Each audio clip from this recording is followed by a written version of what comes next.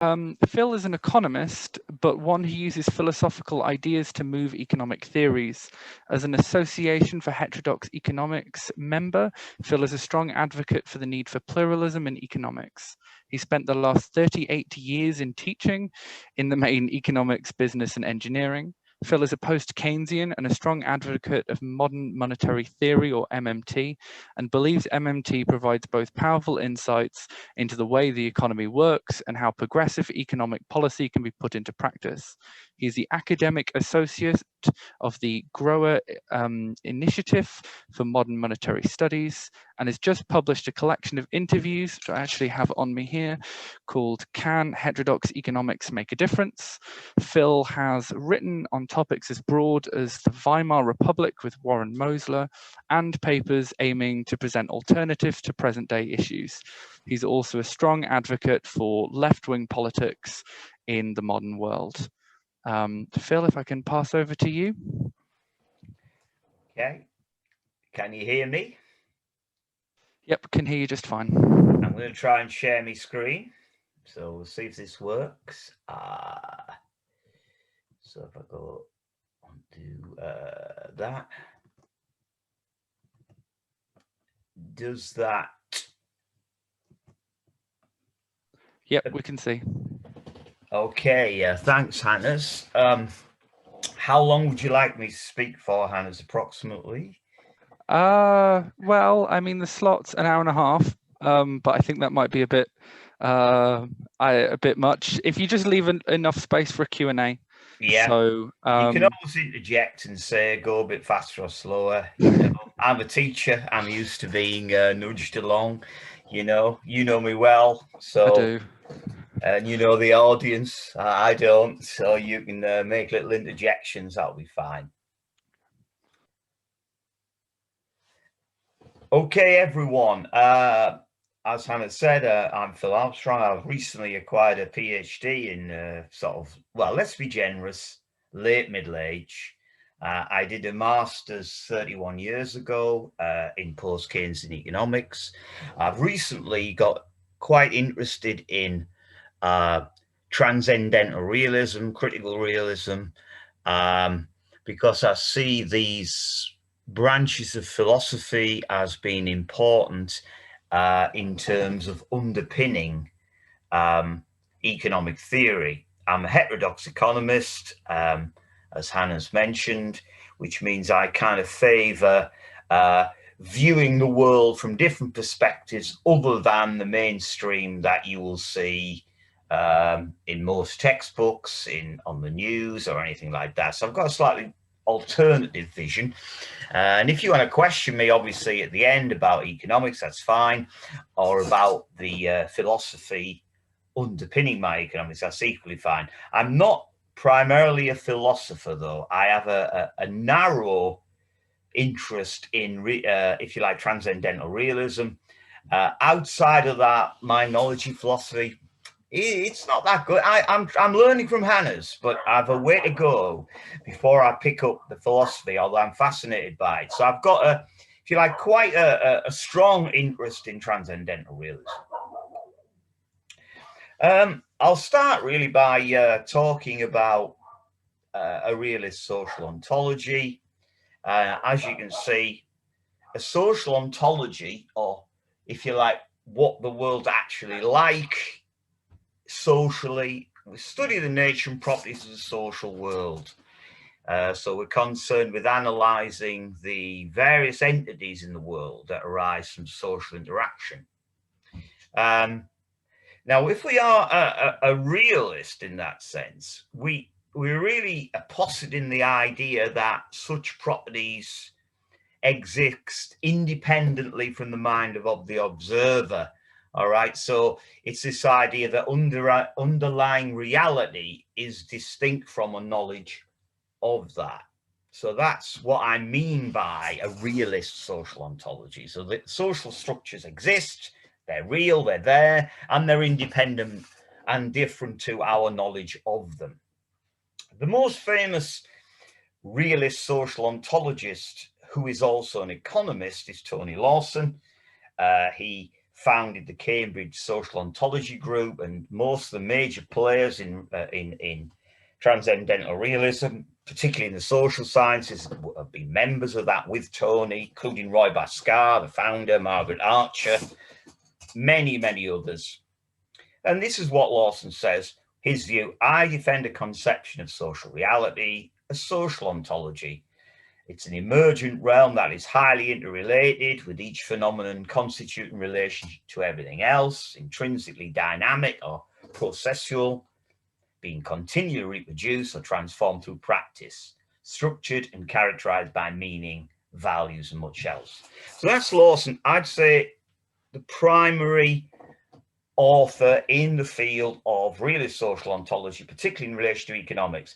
I interview him in the book that Hannah's showed you. I'm not in any way trying to advocate you buy it. It's very expensive. But if you've got access to a university library and you're interested in what Lawson has to say, I'd certainly recommend you reading his interview, and also that of Jamie Morgan, who was another scholar of Transcendental Realism, Realist Social Ontology. So I'll move on from there. So if we talk about Transcendental Realism, we really go back to Roy Bhaskar, and he was writing in the 1970s, 80s, and he's written extensively. His first book, his sort of major book, A Realist View of Science, came out in the 70s, had a major impact on the world.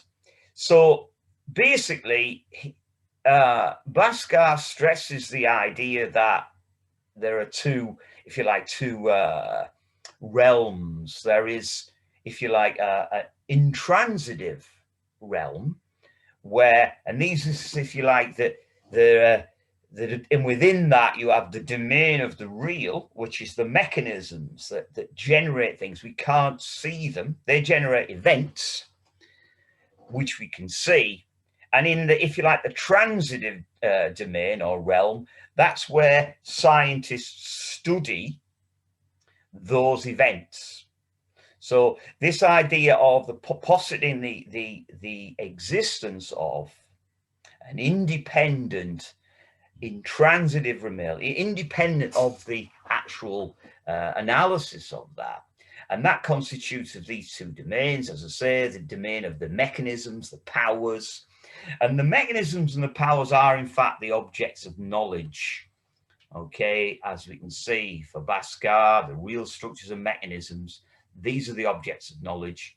They operate independently of the events they cause. So like with a volcanic eruption, you know, there are forces or mechanisms, but that doesn't mean that a volcano is necessarily always erupting. And taking that, they're independent of our experience. So he's positing if all, you know, the human population lived on another planet, volcanoes would still erupt, whether we could hear to see them erupt. Now, the difficulty, obviously, when you try to employ transcendental realism to the natural sciences, it is slightly different when you then look at the social sciences, because obviously people can influence and be influenced by those social mechanisms, all right? However, what he considers, these are relatively enduring. So, as he says, transcendental realism supports contention that the social activity of science is necessary for the production, knowledge, and structures of the mechanisms present in nature. And this natural order, although it's not dependent upon human cognizance, necessarily finds expression in human apprehension. All right. And he suggests that these three strata of taking the natural sciences, this idea of mechanisms, this idea of events, and the idea of sciences have to be brought together. And to do that, you need the work of scientists. These scientists work in the transitive domain, okay, trying to establish these mechanisms. And he notes further that we need this explicit consideration of ontology, both the critical distinction between intransitive domain, as we said, the real and actual, transitive domain of the empirical is lost, and the social nature of science within this domain is not recognized. And then he says, within this transitive domain, that of social science, empirical experience is the end product of a social process, and Transcendental Realism makes it clear how the work of science, and challenging work at that, which I rather like, is to develop an understanding of the real objects of knowledge, the real and relatively enduring mechanisms which give rise to real world events. So what Bhaskar does, he makes a critical distinction between what he calls open and closed systems. So in simple terms, he would say, well, whenever we have an event X and XY, then the system has an event regularity and it's closed. Whenever anything X happens, Y follows it, and it's always the case, that event reality, then it's closed. And he also notices that this closure is not absolute, and it relates particularly to a group of events at a specific time or a region in time and space. And for Bhaskar, we have an open system in contrast to the closed, where the constant conjunction event does not occur. And as he puts it, now suppose at some time t, an event of type A was not followed by type B, we would say that the system was open. Our criteria of openness just being the fact that events of type A have not invariably been followed by type B under the given descriptions, i.e. the instability in space or over time of actually recorded empirical relationships. So the point of the theory for Bhaskar is to explain the structures and mechanisms of the intransitive domain. Now I'll talk a little bit about the mode of inference, and I'll come to that later. But essentially, what he's suggesting is when scientists observe things in the empirical or transitive domain, they ask themselves the question, what must the world be like for me to see what I see? And then they design experiments to, if you like, holding, countervailing factors constant. And they try to establish these objects of knowledge, these mechanisms that generate the events that they observe in the transitive domain. So they're looking for corroboration, they're looking for falsification, they're looking for evidence. But inherently, it's an explanatory process they're trying to do that. And it's hard work. And they must make the metaphysical assumption to start with that the mechanisms they can establish in, if you like, experimental conditions actually hold in the real world. And what's interesting about Bhaskar is he would always argue that his philosophy makes the obvious and notable success of science, not saying it works all the time, but the fact it does work a lot of the time, it makes that intelligible, that people have worked out mechanisms. So they haven't uncovered everything, but they have a notable level of success. And it's only by understanding the existence of these, if you like, mechanisms, emergent powers in the intransitive domain that we can make the, if you like, the patent success of science intelligible. As I said, Bhaskar moves on to the social science. And he notes that society is made up of real structures and mechanisms in exactly the same way as the natural world. And these generate effects, but its nature is not reducible to these effects. And despite the fact that society's existence depends on human agent, it cannot simply be defined as either the result or cause of such activity. So if you like, although we influence individuals' society,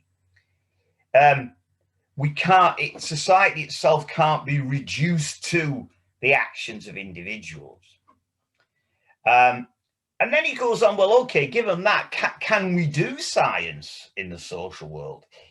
Given that he says that it makes the action of science intelligible, is it intelligible? Does it make the action of social science intelligible?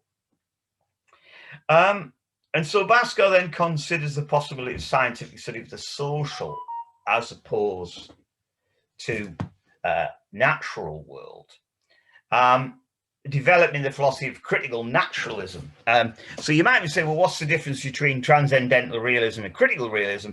Well, it's the idea of combining the idea of transcendental realism with the idea of critical naturalism, which is when he applied the method of transcendental realism to the social world in his second book. And so we now get critical realism, which is some sort of merger of those two worlds.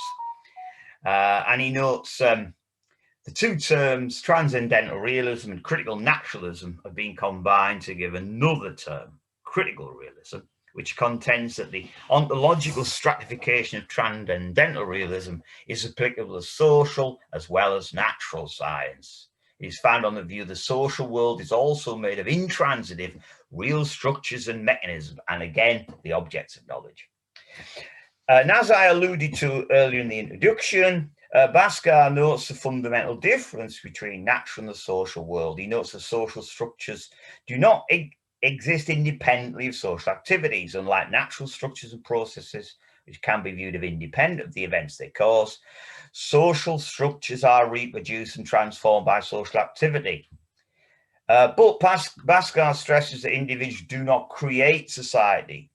Rather, they are the entities that allow this reproduction and transformation to take place. Now, in a sense, the crucial way of, you might say, well, how would an understanding of transcendental realism or critical realism, how would that help, if you like, the methodological approach of scientists or social sciences? And I'll talk about John Mingers, who is a philosopher. I think he's retired now, is at the University of Kent. And as I mentioned, you start with a question, what must the world be like for me to see what I see? So you then posit potential events to be explained. What's interesting, and I'll come to that later, what's prompted my interest? What stands out, if you like, in the flux of experience, for want of a better phrase? What do you feel you need to explain? For example, in the financial crisis, why did everything go wrong? Or in the current climate, when governments have got massively high public sector deficits, why are long-term interest rates going down, not up, which is not predicted by mainstream economics? That would trigger, wouldn't it, a sense of unease. How can that be right? So something happens in the mind of the scientist that triggers, we need to do some work here. And then you then have to, as a scientist, consider the context and the structure. Then you retroduce, you think, what mechanisms might have caused what I see? And then obviously you have to design experiments. Certainly in the natural world, you would be able to do that, or you would design models and structures to establish those powers. And ideally you would triangulate and use multi-methods. So you would look then, you would carry out experiments, you would posit models, and you would look at the explanatory power of your theory. So that's how if you like, the critical realism informed scientists would go about their work. At this point, what I'm going to do is I'm going to come a little bit more to my home ground, which is economics. Some of you might be very interested in economics, some have a passing interest in it. And I'm going to talk a little bit about how an understanding of transcendental realism and an understanding of philosophy helps us, if you like, to get to the crux of the failure of mainstream economics. Now, that's really my core interest. Economics has gone wrong. It's failed. It failed to predict the financial crisis. Most of the predictions of mainstream economists are wrong. They give unsatisfactory explanations of real-world events. Something's patently wrong with the mainstream. So how can an understanding of philosophy help us to shed light upon this failure? So my main point I would make, and I've done so in the book and in some of the papers I've written, would be, that I consider that mainstream economics' failure to provide satisfactory explanations of economic phenomena is the result of inappropriate methodology and a mistaken focus upon prediction than explanation. Now, this is very important because if you think, well, mainstream economists are doing the right thing methodologically, they just haven't got the right theory. So everything they do is fine. They just need to modify their theories to make them a bit better. So maybe add another sector to their models. Then everything's okay. The cake's all right. They just need different icing. I'm saying the cake is no good. They're baking it wrong. Okay? So mainstream economists rarely do discuss methodology. They avoid it. In a textbook, you might get, a few pages at the front. And what they say they do when pressed, now I'm not in any way saying that if you speak to a mainstream economist, tell me about methodology. No, I'm not interested in it. I did ask a mainstream professor and he just looked blankly when I explained about what they do. So common knowledge is what he said. I'll leave you to make your own judgment. Now, what they say they do is they use deductivism. So what they do is they start off with axioms or things which they believe to be self-evident, don't need any explanation.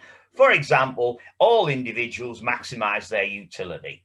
For those familiar with Bentham, it's more or less based on Bentham and Mill and develops upon that. So starting with that obvious truth that all rational individuals maximize utility or expected utility, they build very, very, very complex mathematical models. Now, in so doing, these mathematical models are always very, very complicated. They're based on very simple axioms. So if you might, I would argue it's like building a very complicated tower architecturally on very, very dodgy foundations. Now, the beauty of it from their point of view is these mathematical models are highly complex and the maths acts as an exclusion device. So it's quite hard to criticize them unless you understand all the mathematics that they do all day. So even if you had a general feeling unease that it wasn't delivering the goods, but you couldn't understand all the squiggles, it would be difficult. Now, they claim that their models make empirically testable predictions and that what they do is test constantly what their models say against reality. And when reality provides, if you like, a significant amount of evidence to contradict them, they would be prepared to shift. So I guess if pressed, they would say they were Popperian, and at the very least Kuhnian. They would say, look, if there's enough evidence, we'll switch. But in fact, the reality of the situation, I would argue, is they don't. They are not open to falsification. So, depending what you define as a pseudoscience, and I won't go too much into that because it's a topic in of itself, I would say that mainstream economics, although they say that it's in theory falsification, it's not, because although they had massive amount of evidence contradicting it, they just tweaked the models a little bit, added a financial sector. And the absence of any other alternatives within the profession, because they don't allow other ways of thinking at the top level in economics, means there's no other ship to sail in. Mainstream economics, to quote Chari, who is a major economist of the mainstream, it's the only game in town. Okay, their insistence upon ubiquitous mathematical model, which is only applicable to closed system ontology rather than the open systems ontology in the real world, prevents mainstream economists from developing meaningful economic knowledge. So what I'm saying is that mainstream economists use the wrong methodology for a start off. They use deductivist closed systems methodology, which is not applicable. Their theories are supposed to produce empirically falsifiable predictions. When they are falsified, they just ignore it, tweak it a bit, tell us all everything's well. Trust us, we know what we're doing. I say they don't know what they're doing. So what should then economists do? So I'm saying, well, I don't agree with mainstream deductivism. I don't think, you should start from so-called axioms. I think we've got to go back to what Mingers was saying. Let's go back to critical realism. Let's use that as a foundation for the methodological foundation, if you like, of economics. So in one of my papers, I wrote the following with reference to economics: the real structures, the mechanisms, the powers that constitute the real domain manifest themselves in economic events. So, for example, the structures of the financial system will cause economic events, like, for example, falls or rises in the long-term risk-free interest rate on bonds, levels of unemployment, inflation. These are events. And economists study those in the transitive domain. Now, by that, I mean, obviously, when these economists study them, then it's open to interpretation, etc. And there's lots of ways of studying economics in that intransitive domain. The events are the same, but how they appear to the schools of economists in the transitive domain, that's very different. Now, I would reject mainstream economists, the way they do things, and I would think there are various schools of heterodox economics outside the mainstream, which, at least in principle, could be underlabored by or underpinned by critical realism. And I would say post-Keynesianism, so that's a development from the work of Keynes, modern monetary theory, which is my own school, Marxism, feminist economics, old institutionalism. Now, for some of you listening, you'll be familiar with these schools, what they mean. Others think, well, I don't really know much about economics. So in a way, these are the rebels. And whether I would disregard mainstream economics, neoclassical, new Keynesian, which has got the word Keynesian in it, but it's a bit of a misnomer, new classical. These deductivist schools, based on closed system ontology, they're not compatible with critical realism. So by definition, I would say that you won't get any meaningful, deep explanatory knowledge from any of those schools. And Hannah's always laughs because I'm apparently one of the few speakers who uses Star Wars in my talks, but I'm going to do that again just to make Hannah smile. Basically, if you've seen Star Wars, there's a Death Star, and the Death Star is the mainstream. And the same analogy, the ragtag brigade of rebels seeking to destroy it are all of these other schools, post-Keynesians, MMTers, Marxists, feminists, etc. These are the guys who are the rebels. They're trying to make things better, if you like.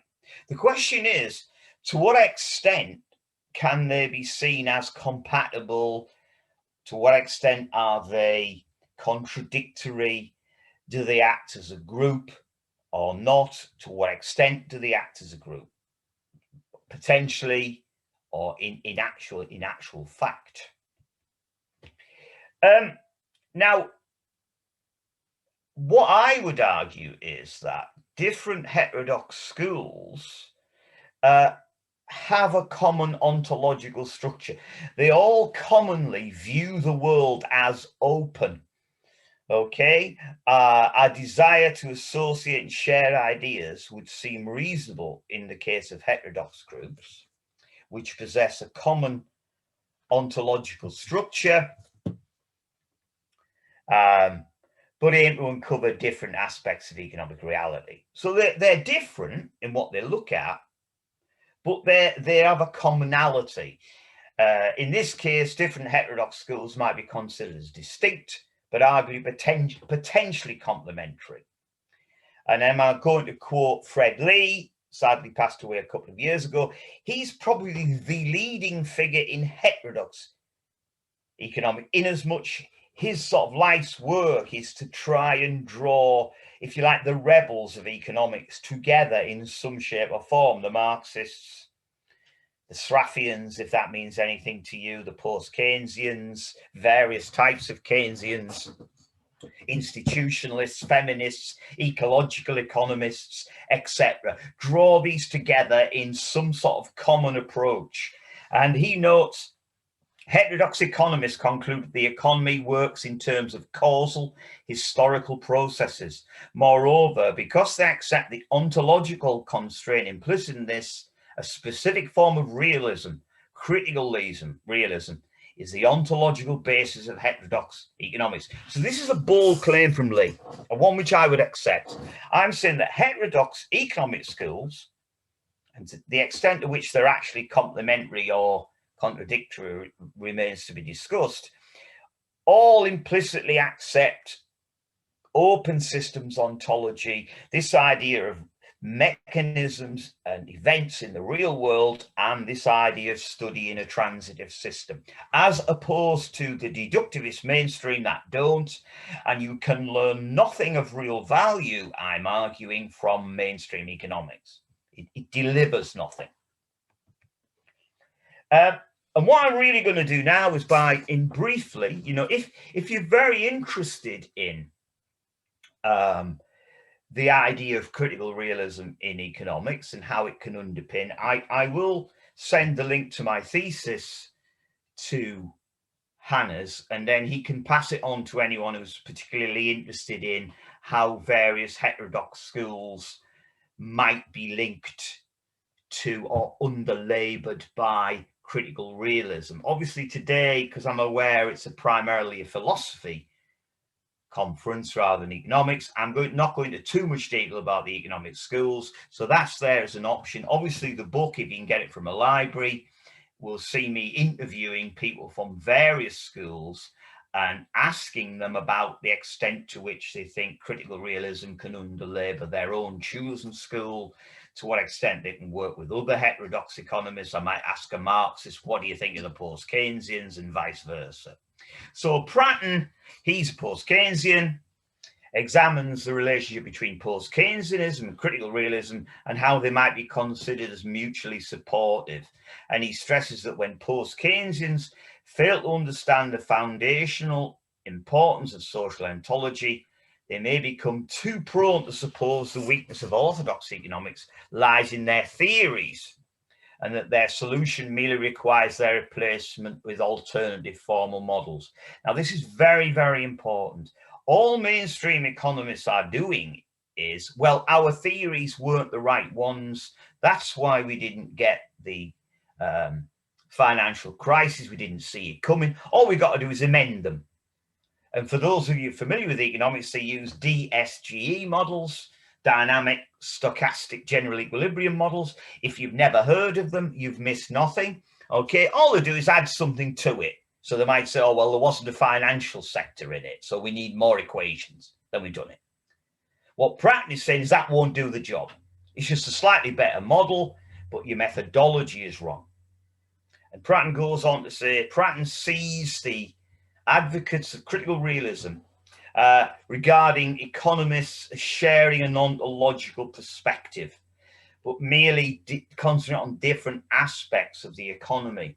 Okay, so institutional economists, in their emphasis on the evolutionary method of institutional change, they focus on the process of institutional change, post-Keynesians, in emphasizing the fact of fundamental uncertainty inhibiting predicted success, recognizing the openness of the social world. The feminist economics emphasizing our connectivity to other and to nature, recognizing the centrality of internal relations and so on.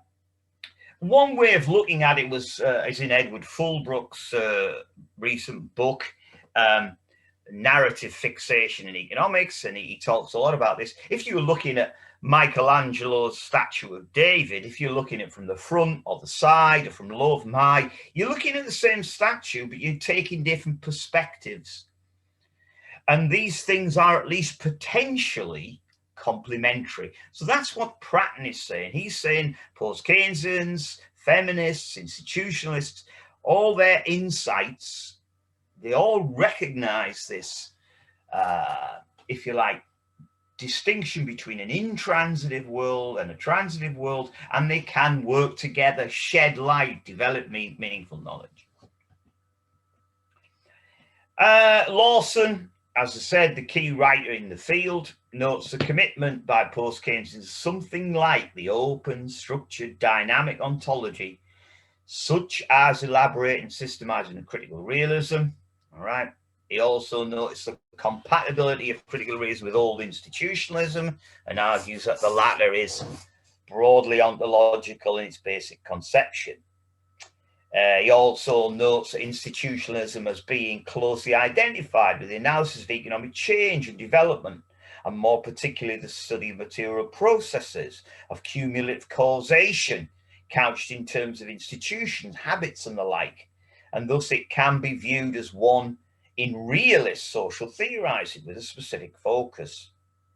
Thus then, for critical realism, the key distinction is between the closed system ontology of orthodox economics and this deductivist view I've talked about, and the open system ontology of heterodox economics, and this associated as a retroductive view.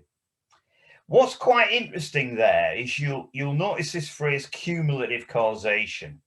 Now, all of mainstream economics is all based on a metaphysical assumption of, if you like, the ubiquitous nature of equilibrium.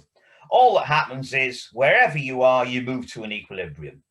You might move instantaneously, you might move over time, or it might be just a trend that you never really get there. But nevertheless, everything's couched in terms of equilibrium.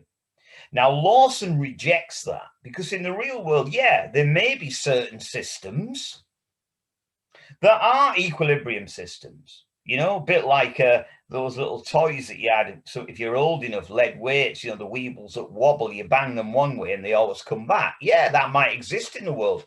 But there are also cumulative causation.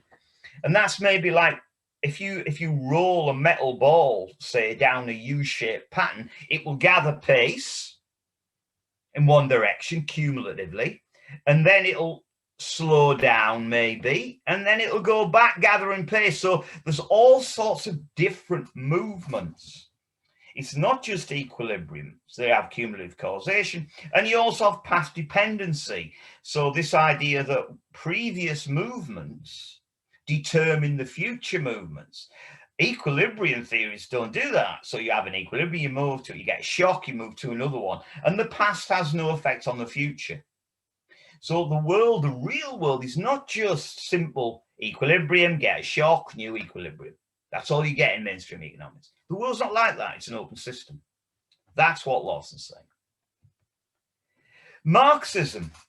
Right, Bhaskar, the founder, you know, he is, if you like, in the Marxist intellectual tradition. Now, I am not a Marxist scholar. You know, my PhD supervisor is a Marxist. I know a little about Marx.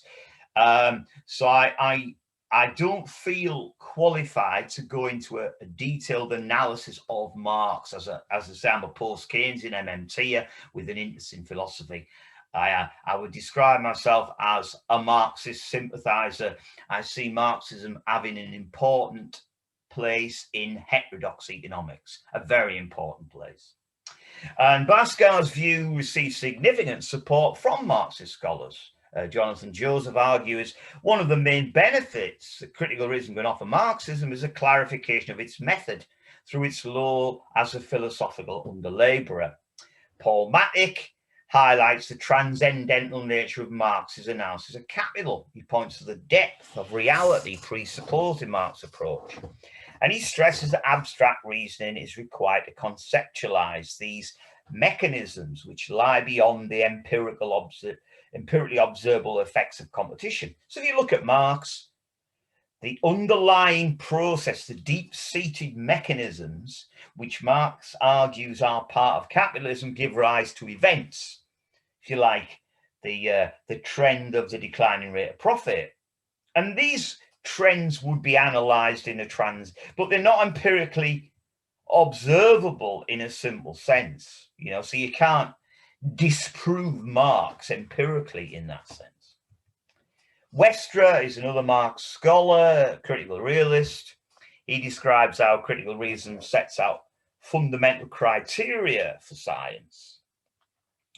And he would argue that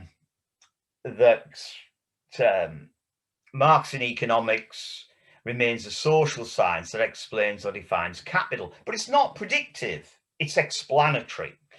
Westra is then able to define the purpose of Marxian economics by directly referring to the critical realism concept of a generative mechanism. For the study of the capitalist historical era as an open system, it is precisely the question of the causal determinacy of capital as a generative mechanism with regard to given events, happenings, or states of the world that concerns the project of Marxian political economy as a whole. The Austrian school is interesting. The Austrian school's got one foot in, 1 foot out. So there is potential for the Austrian school. The only problem is that there are difficulties. I'm going to refer to Martin here. He points to what he terms the Austrian paradox. Most modern Austrian economics, while offering a critique of mainstream economics that shares much in common with critical realism, adheres firmly to marginist principles and uses much of the same terminology. It accepts the centrality of rational action and claims of universality abounding Austrian texts. My personal feeling of Austrian economics is because it relies on deductivism, even though it's a complex subject, I tend to feel that it's not part, for me, of a heterodox paradigm. There are some that disagree with me. You know, there are difficulties with working out where the Austrians sort of belong. Are they in or are they out? 1 foot in, 1 foot out. If anyone out there is an economist interested in philosophy and they're thinking of a thesis to do, there's a cracking title. To what extent are the Austrian school heterodox and could be underpinned by critical realism? That'll be one massively interesting thesis. I'm told to do another one though.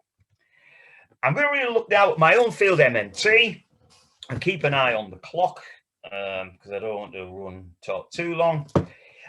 Today is a philosophy seminar, as you know, so I'm not going to talk too much about MMT, which is what I talk about. MMT is something that springs from the heterodox economics tradition. It's got a lot in common with post-Keynesianism, but it offers insights into how the economy works, which are not in any other school. So it's a standalone school, I would argue, in the post-Keynesian tradition.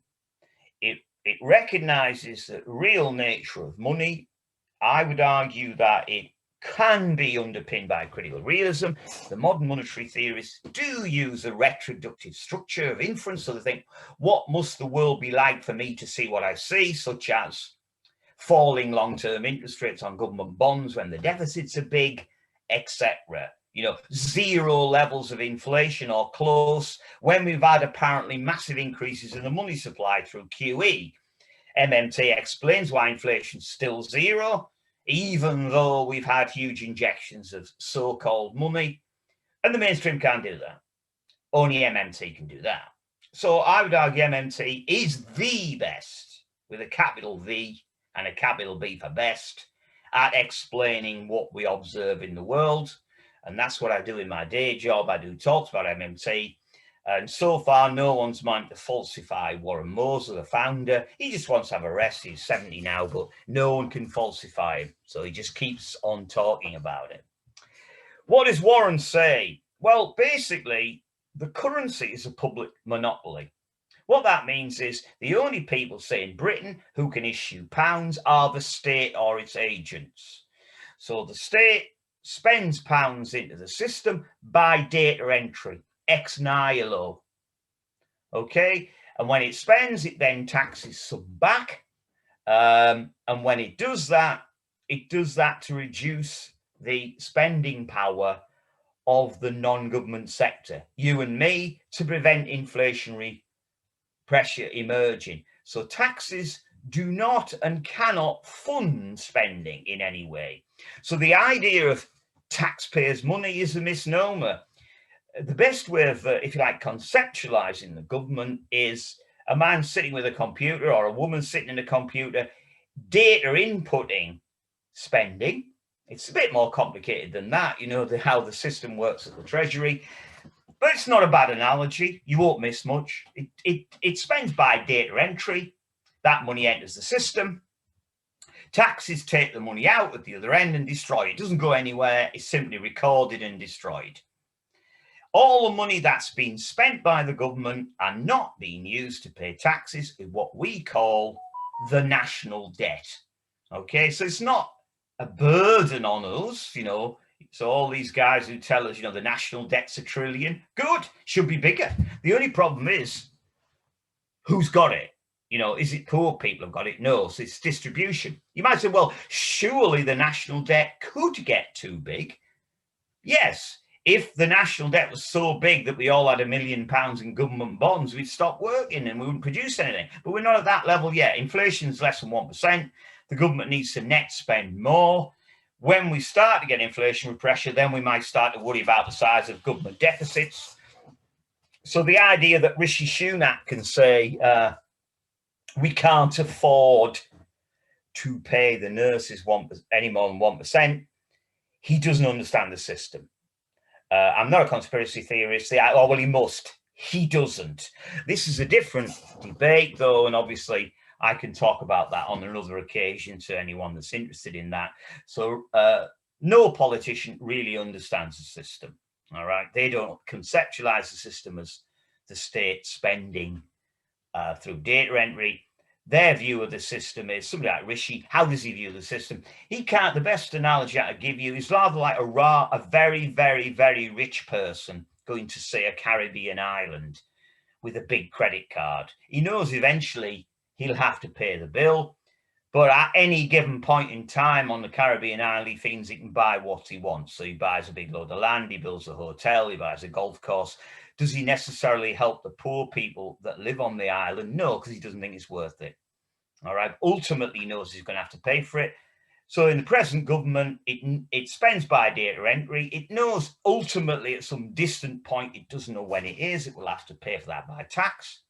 But as Hannah said, I'm left-wing politically. So it thinks spending X billion on defense, or spending X billion on test and trace, or spending X billion on wage increases for a small number of people, that's worth that potential tax rise in the future, whenever it is. But the health service isn't, and it's that simple. That's how they think. It's not a conspiracy theory. So what I'm really saying then with critical realism is that it provides this underlaboring. Okay, so it's not a theory in of itself. Okay, so although critical realism itself provides an underlaboring theory rather than generating specific substantive theory, I would argue that MMT's approach of postulating real social mechanisms that might result in observed events and accepting the social nature of study of these phenomena is entirely consistent with this ontological term suggested by Lawson in his advocacy of critical realism. Specifically, it's important, MMT contains an explicit recognition of how institutional change impacts on the real mechanisms present in an economy. For example, MMT stresses the social structures and institutions extant under the gold standard, those necessary for the survival of the system, determine the actual behavior of the authorities observed by economics as policy outcomes or events. And MMT highlights the contrast between these gold standard institutions and the nature of contemporary institutions and the mechanisms at work in monetary systems when a nation issues its non-convertible currency, where the state and central bank must work hand in hand on a daily basis. Now that sounds quite grand, but what I'm saying is under the gold standard, we had a real mechanisms at stake, which were different to the ones now. And most mainstream economics doesn't recognize that. Its analysis only applies in a fixed exchange rate system, which we aren't on. And that accounts to a large extent their ontological inability to deal with institutional change has in some part explains why they consistently fail to deliver anything meaningful in the way of economic knowledge. So how do we go about research then? Okay, so what he says is, Tony Lawson, that observed phenomena take the form of what he calls partial regularities or demi-regularities. So things that tend to happen most of the time. So what he would say, over restricted regions of time space, certain mechanisms may come to dominate others or shine through. Although the social world is open, dynamic, changing, certain mechanisms may, over regions of space, time, space, be reproduced continuously and come to be occasionally apparent in their effects at the level of actual phenomena, giving rise to rough and ready generalities or partial regularities, holding to such a degree that prima facie an explanation is called for. So things keep happening relatively enduringly. And what Lawson says is what he calls contrastive demi-regularities really prompt us for study. So as an economist, I'll give you an example. The mainstream economists, and they're still doing it now, say, well, interest rates now are very low, and if the government spends a lot of money, they will go up if we run a big deficit. They're still doing it now. You know, that's why we can't afford to have a bigger deficit, despite the fact that in every single country with its own currency, after the financial crisis, interest rates fell. Whoa, so that's a contrastive demi-reg. So you look at the interest rates on long-term government debt when the government debt went up massively in the UK, in the USA, in Japan, in Australia, in Canada, all the countries with their own currencies, every single one, there was no rise in the interest rate at all from 2008 to 2011, the immediate, not any. Whoa, now that is a contrastive demi-reg. That prompts you to study. You think this is total, absolute falsification of what the mainstream was saying. So what sort of mechanisms might be, so in our minds, we posit the mechanism, what's happening here? Why are the mainstream so wrong? More than that, disastrously wrong. Okay, so the rapidly increasing government deficits as a percentage of GDP that occurred in the immediate aftermath of GFC provided excellent data with which to evaluate the mainstream contention that higher deficits tend to lead to higher long-term interest rates. When nations issue their own sovereign currency, like the UK, like Japan, not Euro countries, they're different, and operate under floating exchange rates, the expectation of mainstream economics that expanding government deficits as a percentage of GDP tend to cause increased long-term interest and government debt was not borne out. It's a contrastive demi-reg. All right, the general trend of rising deficits is accompanied by falling rather than rising long-term interest rates. So not only did nothing happen, it went in the opposite direction and in every country. So this is a major blow for the mainstream economists. And there's the data. You know, just casually, you will see, say, Australia, it went from surplus to deficit and the long-term interest rate went down, not up. You look at the Canada, you see when it was running a surplus in 2006, by 2011, you know, it's gone down right across the board. Now, I won't read all the figures, but if you look at that, you will notice that there's no evidence. It all goes, take Japan, it had a deficit in 2006, its deficit was much bigger in 2011, and look, the long-term interest rate's gone down from 1.74% annual to 1.10. And I've taken 10-year bonds as an example, and it would be true on any bonds. They all showed the same. If you're interested in economics, you'll know about yield curves and stuff like that. But it's true at any point in the yield curve. The yield curve was flattened by rising deficits. Well, apparently. I'm not saying there's a causal link. All I'm saying is their causal link is patently not there. Okay, it's too big to be explained away. If we look at the just a quick note, we've only got about half an hour left. Okay, I'm nearly at the end, Hannes. Right, keep an eye on me. All right, very wise, my friend. Right, if we have a look at the Eurozone, you'll see a little bit of a contrastive demi-reg. If we look at the countries that we might think as being regarded as strong, in inverted commas, and I'll come to that later, like Germany, you will find that as their deficits, went up, like, for example, in the early, after this, there is up to 4.2, their interest rate was down. Same with France, same with the Netherlands, but not true of Greece and Ireland and Spain. They were the only ones, these small Eurozone, well, relatively small Eurozone countries, these were the only areas where what the mainstream said would happen did happen. So what we've got is a very complex, if you like, demi-regularity, where in all of the countries of the world with their own currencies, big deficits apparently were accompanied by interest rate falls.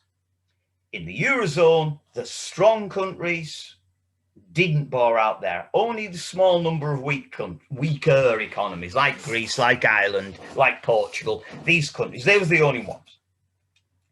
So, to a limited extent, then, the data for euro-using nations provides support for the general expectation of mainstream economists. Higher government deficits lead to higher long-term interest rates. However, this outcome is by no means universal. France, Germany, Italy, etc., there was no apparent significant relationship. In fact, simple correlation coefficients are calculated. The result is negative. So for the stronger countries, higher deficits drove down interest rates. However, for Greece, Ireland, Portugal, Spain, the evidence was that the higher long-term interest rates did accompany that. So, thus there appears a relative complex contrast, one has become manifest in transitive realm, one which may constitute a surprise. First, the expected relationship between elevated deficits and higher long-term interest rates has been notably absent in countries with their own currencies operating under floating exchange rates. And second, even within the Eurozone, the relationship is apparent only in some cases. However, from the point of view of the adverse MMT, if you like, our gang, this apparent context is explained by understanding the different nature of the real underlying mechanisms that work within these types of monetary systems. That is, got your own money, being in the euro. Once you understand that, which MMT shows you, then you know where you're going. All right, so nearly at the end now. MMT distinguishes between these countries, as I said, and nations using the euro. Each nation government is forced to act as a currency user. So if you're in the Eurozone, you have to act as a currency user, not like in the UK, where our central bank is a monopoly issuer and it can set the interest rate whatever rate it likes. All right, if you are a Eurozone, you are like a state. You have an account effectively at the European Central Bank, and you have to get your money from taxes. Okay, so you have got a potential default risk. And you can see that thus in the case of nations such as Ireland, Greece and Portugal, where default risk seems significantly heightened, bond yields, which reflect this default risk, went high. In contrast, in countries such as Germany, Netherlands, France, where default risk was perceived as low, demand for bonds remained high. In fact, given fears about the future value of private financial assets, expectations of relatively low short-term interest rate policy by ECB, bond yields rose for these nations. All right, bond rates actually fell despite higher public deficits. So what I'm saying there is that MMT recognizes that in the case of countries issuing their own currency, their central bank can set the interest rate at whatever level it takes. In a recession, you would expect that the interest rate to go down, all right? There's no problems with large government sector debts. It won't drive up the industry because the central bank can also control it. In the case of the Eurozone, it's slightly different because you have a default risk in the Eurozone. And where bond traders think there's a default risk, the yield will go up, like for Greece and Portugal, but for the others it won't. So MMT explains what we see. The mainstream fails to do so.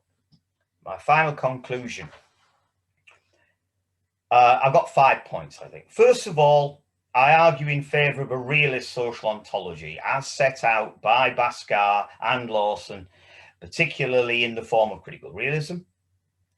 Secondly, I think that critical realism can underlabour heterodox schools. They all have potential complementarity. Modern monetary theory, my own post-Keynesianism, Marxism, institution and feminism. I also, from an economics point, argue in favour of modern monetary theory. I believe modern monetary theories employ retroductive reasoning, posit underlying mechanisms, and explain observed phenomena better than the mainstreamers. Thus, I argue at the end, the explanatory part of MMP is thus superior to mainstream economics. So I hope I've left enough time for a few questions. So I'll hand back to Hannes. That's the end of the talk. Thanks, Hannes. It's all right. So we've got about 20 minutes before we should probably have a break. Just a reminder to everyone, the next paper is by Lewis Gordon, Decolonializing Philosophy. But anyway, so we'll move on to our first question. We've got one from Tonya. Thanks for a very interesting talk. Do you see any role for closed system economics? Whoa. My feeling is very, very limited. Tony Lawson tends to say that in theory there's a role, but in practice, not really. So the only role it would be is in cases that you could justify as approximating a closed system.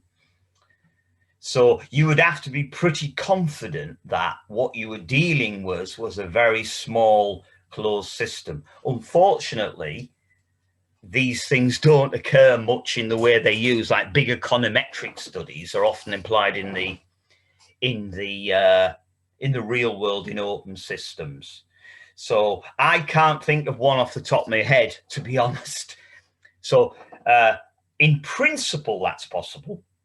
If you could find an area where you had, if you like, reasonable confidence that the system approximated to a closed system, you could use deductive style type econometric modeling with some level of confidence. But my feeling is that doesn't really exist. And that'd be Lawson's view. There are others who are a bit more positive and say you can identify such situations which approximate to closed systems, but I can't think of any. Unless the questioner has a suggestion of one, I'd be interested in that. Well, until we hear back, we'll go on with the next question. So we've got a really interesting one from Chris. I know this is one I've asked you before as well, but never mind. Yeah. I can see the obvious benefit of a consideration of a multi-vectored approach to understanding how a system might operate, but I'm struggling slightly. Oh, getting some feedback. Apologies, that's on my end.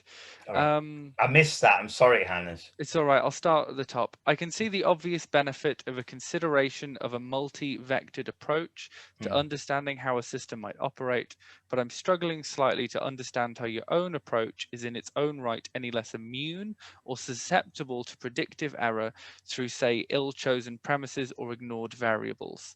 What are your safeguards against this? Well, the first thing is I'm not trying to predict. I mean, so in other words, I would argue that the purpose of economics is not to make predictions, but to provide explanations. So because the world's open, prediction is a dangerous business, and this idea of fundamental uncertainty. So in a sense, I agree there that there are possible failures. So all you've got to do then is, you would, if you like, although you're not attempting to make, if you like, very quantitative predictions, such as, economic growth next year will be 2.12%, like the Bank of England do with their fan charts, you would have very generalized expectations, which you would have to. So, for example, MMT's explanation would be, for example, if the government ran a deficit, which was not backed by bond sales, the overnight interest rate would fall to zero, which is a very generalized expectation. Would you agree? And it did.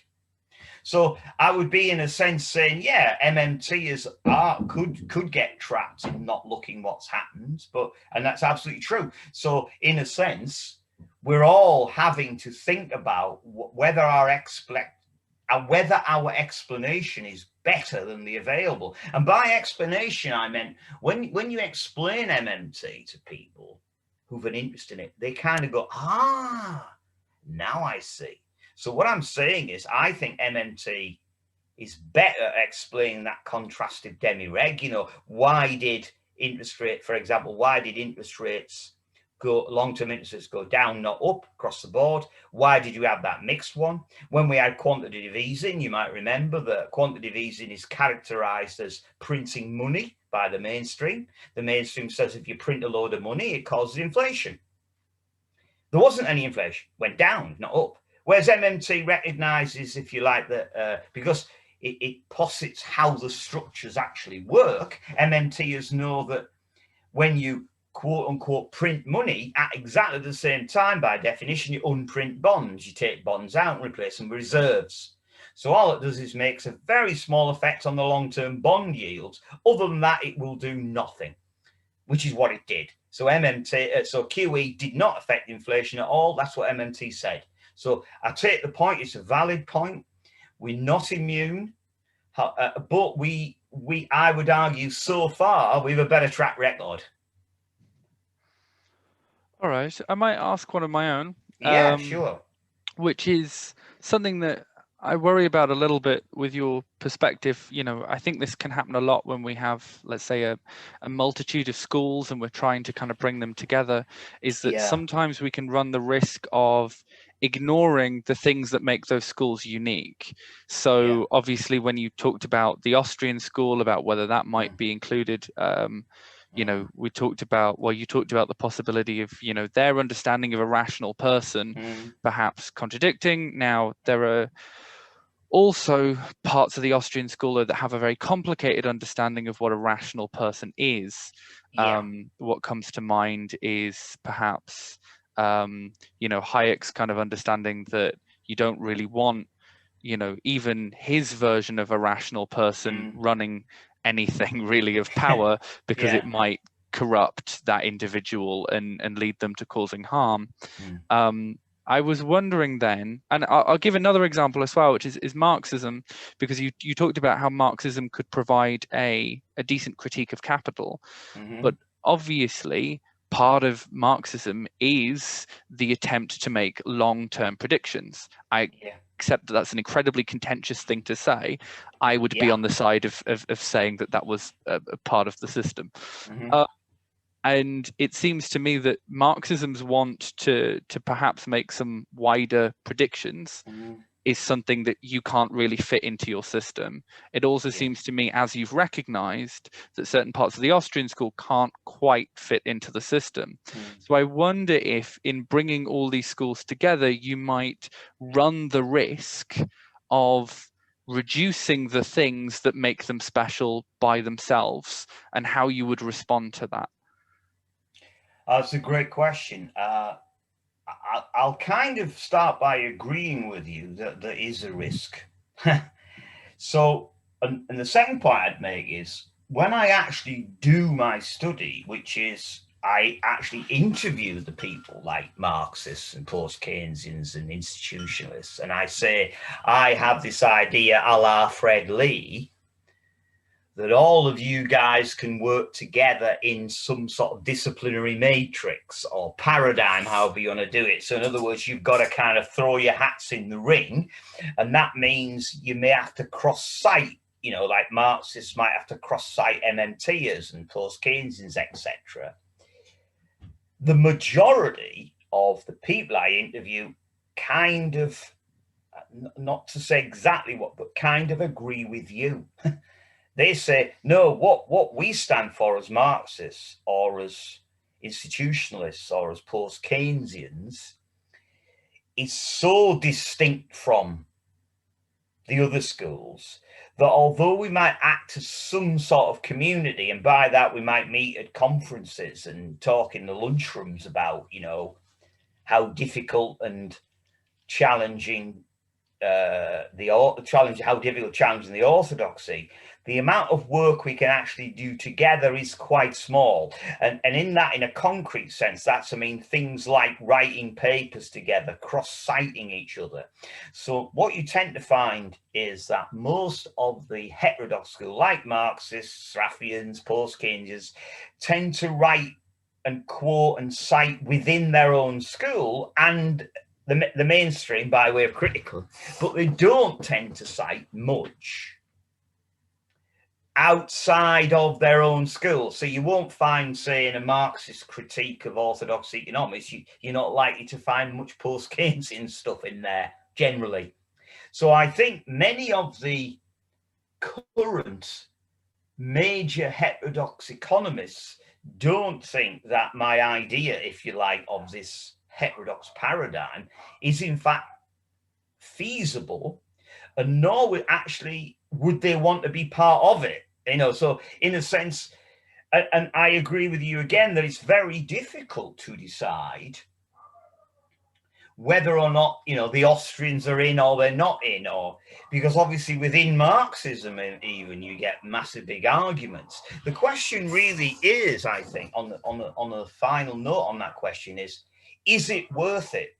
So in a sense, is it worth trying to find a way of pulling these schools together to an extent? And in the sense of, would that pose a more effective opposition to the mainstream, you know?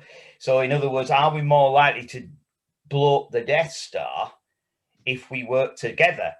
And then that's an interesting question. But at the moment, it's in a way a moot point, because I must confess that my study says that the majority of leading heterodox economists that I interview don't see, if you like, a heterodox paradigm as feasible. So they would accept that they want to work on their own field, most of them, and that they would oppose the mainstream. But in a way, they're right. You know, it's the idea of, you know, it's not a matter of working with everybody else. It's a matter of being right. So if you're a Marxist, you think you're right, and the post-Keynesians aren't right. And there are a lot of people who think like that, you know. There are a lot of Marxists who oppose Keynes, as you know, and said that, you know, Keynes is just bourgeois. He's just another strand of bourgeois economics. He's no real better than the mainstreamers. You know, he might have a few interesting ideas, but it's not, in the long term, it's not worth working with post-Keynesians. You know, you're selling out to the bourgeois, you know. And there are these sort of people, you know, that or you get ecological economists, and they're only really interested in the environment, and anything else is outside their field. So it's a great question. Again, you could write a thesis on it, Hannes. Fair enough. So we'll probably try and round off at about 10:02 to give people a bit of a break. Mm-hmm. And given that the last break was a bit short, should probably give people a chance to boil the kettle, that kind of thing. Yeah. So we've got a question from Paula. It's quite a simple question, I suppose. It's just, what about asset inflation?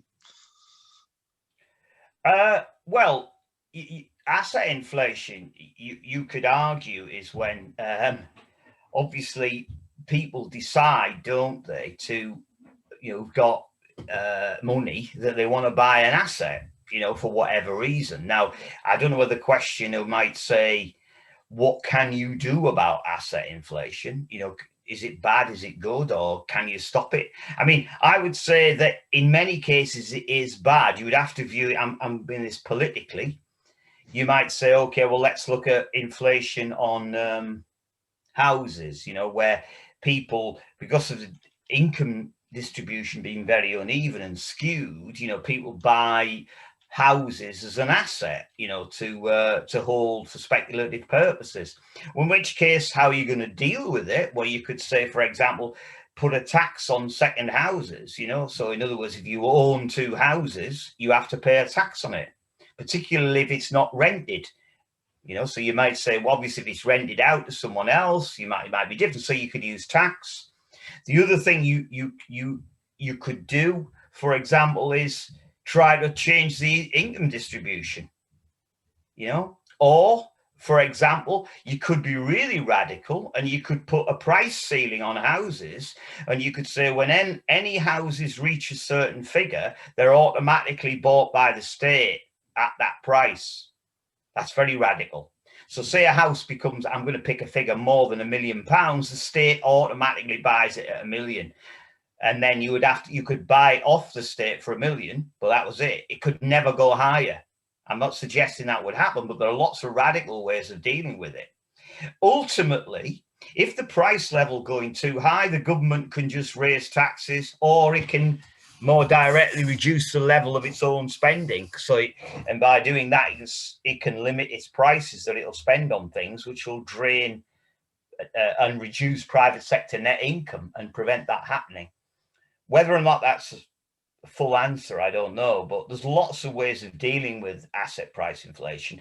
But to me, the crucial thing is, how damaging is it? You know, if it's for housing going up, I think it's potentially extremely damaging to the fabric of society and needs dealing with either by tax or by more radical methods. Sure. So if we've got about 3 minutes left, we've got a question from Jay. We'll see what you make of this. How do you answer Kant's assertion that our beliefs and ideas can become a social dynamic? Ooh. Or economic model can determine our economic reality? It's the other question they've just put. I'm not an expert in Kant. I've had some bad dealings with Kant where people ask me about them in interviews and I don't understand it. What I would say, if I just take it without considering Kant, and if I just take the idea that can economic models colour our view of society, well, you better believe it. And this is the Thatcherite thing. There is no alternative. I mean, just today, I was, arguing on Twitter, and people were saying, "Oh, well, we, i.e., we being the government, I don't think I'm part of a government. We owe loads of debt to foreigners, because they've swallowed neoliberal modelling, and they're all worried if the government spends a lot more on the health service, then the national debt will get too big, and then the foreigners will come and take away the Queen and the crown jewels and stuff, and so this neoliberal model, which manages to make us conflate us with the government. So if the government owes money to us, which is what the national debt is, we're the non-government sector, apparently we owe the money to us. So yeah, the model's massive. And I think the questioner has hit the nail on the head. What we have to do, and this is the toughest thing, as Keynes said, the difficulty lies not in not in accepting new ideas, but in escaping from old ones. So what we have to do is get out of this household model that the government gets money from taxes and borrows. It doesn't work like that. The government's got a spreadsheet, it spends by data entry. If its net spending's too high over full employment, it's offering higher prices beyond full employment to compete for results, you get inflation. If we've got unemployment, net spending's too low. That's it. The government's never financially constrained in its own currency. Borrowing is always, with a capital A, and sale of debt is always unrequired under floating exchange rates. You don't need to sell debt. Now, so the questioner is spot on. What we have to do is forget about all the mainstream models and concentrate on trying to conceptualize the world correctly. I mean, I can put in chat after I've left, I'll put in chat a couple of papers which may stimulate the attention of some of the listeners, and they're welcome to email me, etc., if they want to.